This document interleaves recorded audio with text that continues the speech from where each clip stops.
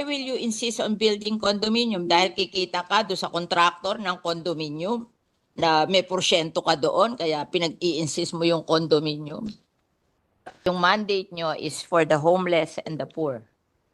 Yun ang question ko sa DSUD. Bakit pinaprioritize yung middle class when your mandate is to help the poor and the homeless? Dapat yun ang first priority. Kahit sa condominium, sinasabi nga po ng DSUD na pati ang condominium ay for the poor as long as may interest subsidy. So, mahal ang condominium eh. So, it's not for the poor and the homeless. So, paalisin sila doon sa lupa na tinitirhan nila, tatayuan ng condominium, hindi naman nila kaya yung condominium, where will they go? Mr. President, the target market is the poor and the homeless, di ba? Of DSUD. It's not the middle class.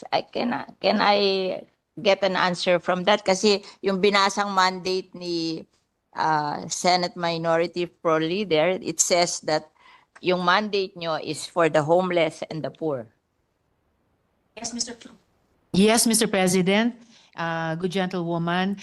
And that is why sa existing budget ng NHA, meron nga din pong 1 billion pesos para sundin ang utos dun sa Mandamus at isa pang 1 billion pesos para sa housing for victim survivors of calamity. So, total of 2 billion sa NHA budget para pa lang sa dalawang programang yon.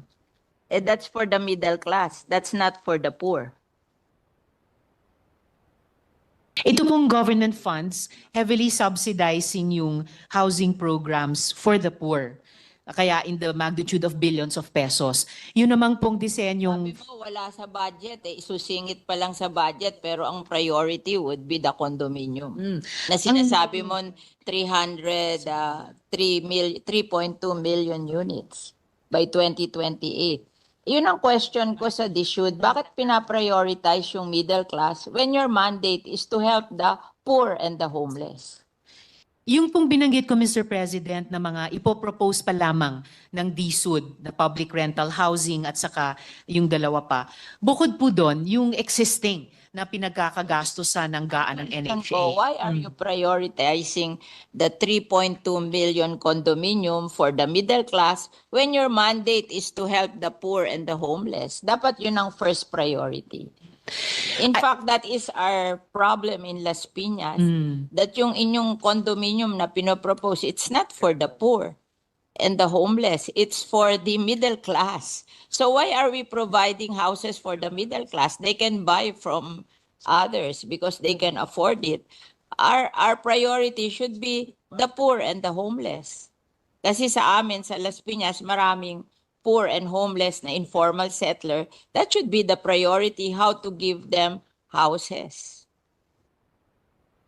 Before kasi, yung aming CNP program, we're just giving land to the poor and the homeless. And they will try to save money to build their homes, better homes in the future. And ang amortization lang nun, 500 pesos a month. So they can afford it. The poor and the homeless, they can afford it. Even the tricycle driver and the mga nagtitinda sa palengke. But now, they are prioritizing condominium. Ang condominium, mahal. It's for the middle class. It's not for the poor. Tapos paaalisin nila doon sa lupa yung poor, lalagyan nila ng condominium. Saan nila dadalhin yung poor? That's our experience in Las Piñas. So I'm telling the secretary what is our experience in Las Piñas. Yes, Mr. President. Nakikinig mabuti ang Secretary sa inputs ng ating mga colleagues sa bawat locality natin. Kasi lahat yan, pag pinagsama-sama, really give us the national situation sa housing na sinusubukang tugunan ng department. I think what the department is trying to do, Mr. President, good gentlewoman, ay sabay na trabahuin ito with government funds, prioritizing housing for the poor. Nakatira doon sa lupa na tatayuan nila ng condominium. Saan dadalhin yung mahihirap na cannot afford the condominium? Mr. President, kahit sa condominium, sinasabi nga po ng DSUD na pati ang condominium ay for the poor as long as may interest subsidy. So sinusubukan po ng department mag-innovate sa mga programa. 4,000 a month. Hindi daw po, Mr. President, but I'll get Hindi the totoo. updated figure on Yun that. ang pinopromote nila, 4,000 a month. Mr. President, what I'm hearing here is it is 2,600 a month, so O, not kung 4,000 pesos. can afford 2,600 a month when they're earning only below 500 a day. Kasi ang kino-question ko is yung model na condominium. Mahal ang condominium eh. So, it's not for the poor and the homeless. So, Mr. President, sa ini-evolve na programang 4PH ng department, bukod pa po dun sa pinag-uusapan natin kaninang government subsidy, may nauna ng proposal na interest subsidy para dun po sa mga mahihirap na mag-elect tumira dun sa mga condominium na yon or mga medium rise na iyon. At meron din pong proposed na amortization subsidy in partnership sa LGUs. Kasi ang amortization, pag lupa lang ang binigay mo, 500 pesos a month. Iyan ang experience namin sa Las Piñas. Now, pag condominium, magkano? Ang proposal po sa ngayon dun sa amortization subsidy in partnership sa LGU ay 1,500 pesos a month. 1,500 pesos. So, ang ina-announce sa amin, 4,000 a month. Okay. This is amortization subsidy. Amortization po na yan. Ito yung base pa lang. Base pa lang ito. Wala pa yung Per month yun, ano? subsidized na. Kasi pagka nag-check yung LGU. 1,000. I just want the should to reconsider their condominium concept for the poor. Kasi parang hindi kaya ng mga mahihirap sa amin. Paalisin sila doon sa lupa na tinitirhan nila, tatayuan ng condominium, hindi naman nila kaya yung condominium, where will they go? Tama. Hindi sila beneficiary. That is what will happen. Oh. Whereas if yung lupa dinivide sa kanila, 500 a month lang. Oh, mas safe yun. Bakit tatayuan ng kondo? Mr. President, ang sinasabi po ng Secretary ay kahit dun sa mga lupa na sa ngayon tinitirhan ng mga informal settlers, kung dun din magtatayo ng mga halimbawa medium-rise condominium, sila rin mismo ang titira doon. So it's Hindi in nga nila obedience pa rin. ma-afford eh. That's where this comes in, Mr. President, na Afford eh. yun yung, That's the problem. yun po. Why will you insist on building them condominiums when you can distribute the land to them 500 a month lang? Ang babayaran nila. Why will you insist on building condominium? Dahil kikita ka do sa contractor ng condominium na may porsyento ka doon, kaya pinag-i-insist mo yung condominium. O Actually, bakit nyo ini-insist ang condominium? Payag naman yung mahihirap na i-distribute na lang yung land sa kanila and that's 500 a month. Mr. President, kung naalala po ng good gentlewoman, last year, sinimulan na nating i-advocate dito sa floor na to at nagbukas ang DSUD doon na yung dinedevelop nila noong 4PH program, wala pa po yung usapin ng government guarantee, ay maging bukas na i-implement in tandem sa mga proven na programa na sinusuportahan natin tulad ng CMP. Promoting that and I don't think that's practical. That That's is why I'm questioning you para mag-isip kayo uli kung tama yung ginagawa nyo kasi nakalagay sa mandate nyo to help the poor and the homeless. But the poor and the homeless cannot afford the condominium. Why not distribute the land under the community mortgage program na 500 a month lang ang ano nila? Ba't ayaw nyo nun? Katulad namin, itong inyong NHA, ay some of the people na homeless sa amin along the River Drive na hindi naman pwedeng ibigay sa kanila yung easement ng ilog. They are being relocated to Naip. Ang ano doon, no down payment, 700 ang hulog, townhouse. O mas better pa yon kesa magtayo ka ng condominium sa Las Piñas tapos hindi naman ma-afford ng mga tao. Saan mo dadalhin yung mga tao? O paaalisin nyo doon sa lupa, tatayuan nyo ng kondo. Saan nyo dadalhin yung hindi kayang magbayad sa kondo?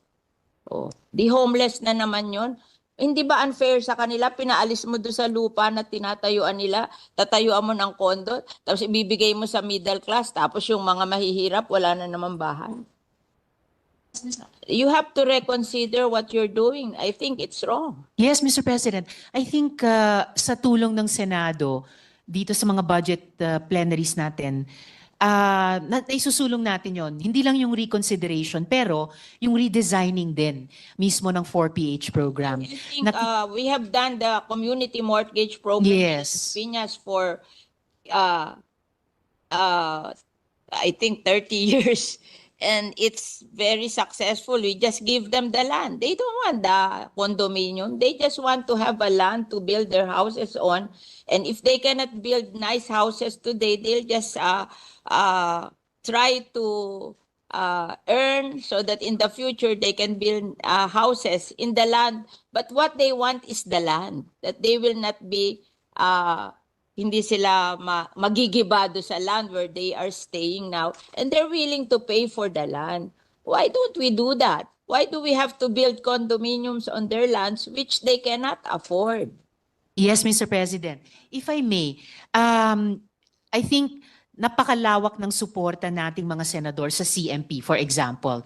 And dahil paulit-ulit natin ini-impress yun sa DSUD, kaya rin makikita po natin historically, sa budget na nire-request nila sa GAA, ang lakas po ng hinihinging suporta para sana halimbawa sa CMP. Pero kakaunti lang po ang actually na naibibigay mula sa DBM hanggang sa final na GAA. Halimbawa po mula 2016, nag-propose ng funding ng, this is 1 billion, right?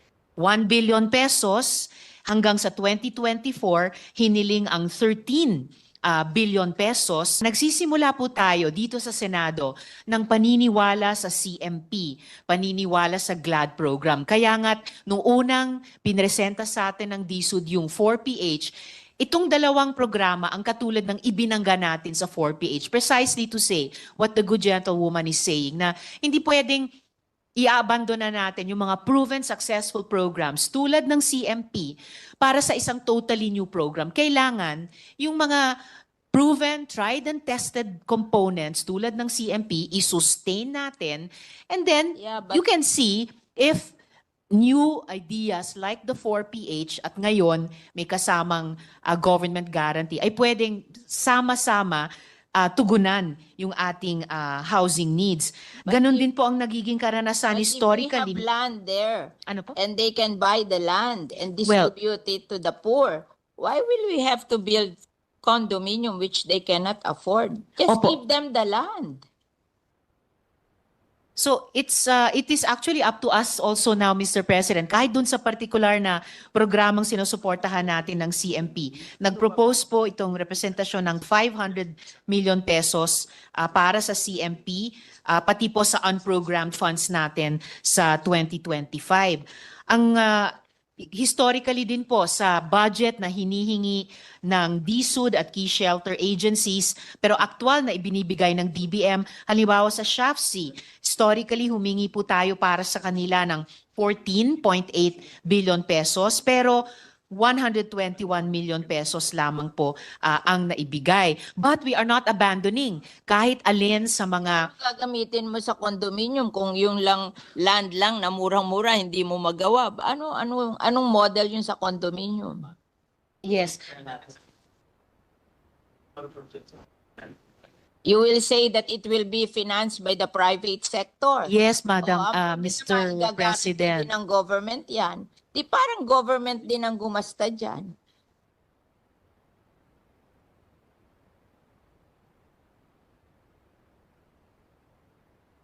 Kasi kami, in Las Piñas, we're very successful sa CMP program. The poor can afford that. Why are we abandoning it at gusto natin tayuan ng condominium when it's more affordable for the poor? Mr. President, if I may make a few more points of record para lang makompleto din itong discussion namin ng good gentlewoman. Ang priority po ng DSUD kasi hindi yung lupa lang. Gusto ng Secretary ay pag bumili ng lupa, magtatayo din po ng bahay in various forms. Yung forms na gusto natin sa CMP, sa GLAD program ng SHAFC, and ang tinetest natin ay kung pwedeng i-complement yan nitong 4PH na may government guarantee. Condominium kung kanila. Kaso kukunin nila yung lupa ng mga informal settler. Tatayuan nila ng condominium. Where will the informal settler go? Pero They that, cannot afford the condominium. Paaalisin nila doon. Saan nila hindi dadalhin? po. Hindi po pa. Paalisin eh. Ganun na ang pinopromote sa amin eh. Mm. This is on the ground. Kaya ako nagsasalita, I'm hearing it in the ground. Napaalisin sila dahil pinangangakuan sila ng condominium. Tapos tinanong ko, how will you pay for the condominium? Ang sabi nyo, mag-uutang sa Pag-ibig. Pag hindi sila napasa sa Pag-ibig, hindi sila pwedeng bumili ng condominium. O where will they go? Mr.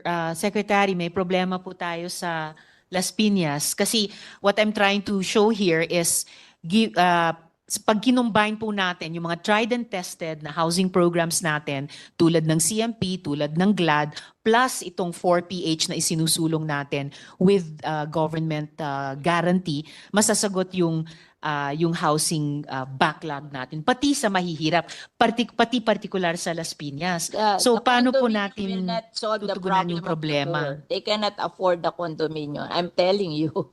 Kasi I know how to build condominium, so I know that they cannot afford that. Ang ayoko lang naman, mawalan sila ng opportunity to have land. O kung hindi nila kaya ang condominium, give them the opportunity to own the land and let them build houses in the future. Yun namang kanilang houses, meron silang houses, ililipat lang nila doon sa lupa na allocated for them. We have seen it. Actually, Mr. Homes are 4 stories kasi dahan-dahan nila 30 years, dahan-dahan nilang binild. Precisely, Pero- Mr. President. Yes, Mr. President. Yung sinasabi po ng gentlewoman, yun po yung pinupuntahan ko, na given yung best practice natin sa CMP, yung best practices ng ibang mga informal settler community sa GLAD, na pwedeng mag-combine yon dun sa components ng 4PH, na ito nga, gaya ng sinabi nyo, over time, naging 4-story. So, yun po ay consistent dun sa mid-rise na condominium na sinasabi na, But, I hear the good gentlewoman, Mr. 500 President. pesos for the land. That they can afford. O later on, magsisave sila. Pag lumaki ang anak nila, nakakasave sila, then slowly they build their homes there on the land. But ang sinasabi ko, don't deprive them of the land because you want to build condominium. Yes, Mr. President. Afford the condominium. Opo, gaya ng nabanggit ko po kanina sa good gentlewoman, ang konsepto po ng department sa 4PH and with government guarantee ay yung mismong informal settlers na nandun sa isang lupa. Sila ko qualify eh. Kasi wala silang income na gano'n that can afford to pay for the amortization of the condominium. Let's be practical. They cannot afford that. Mga ano lang yan eh, tricycle driver. Mga nagtitinda sa palengke. Hindi naman everyday continuous ang income nila. Wala naman magsa-certify sa income nila, napapasa sa Pag-ibig. Alam kung mag-process sa Pag-ibig, there should be a certification of your income. Who will certify for the tricycle driver and the nagtitinda sa palengke? Mr. President, Kami rin, nagpo-process kami sa Pag-ibig. Kami nga, nagda-down pa sa amin ng ang laki-laki, bumabagsak pa rin sa Pag-ibig. Nire-refund namin yung down payment kasi they cannot qualify. Mr. President, kahit sa 4PH na may government guarantee, may nakikitang importanteng papel ang Pag-ibig. But to get back to the important concern ng good gentlewoman, meron na po tayong proof of concept with informal settlers sa Bacolod. Tama po? Sa Bacolod. So, I hear what the good gentlewoman is saying, yung problema sa Las Piñas. When there are no homeless or poor people there. Here in Las Piñas, they will remove the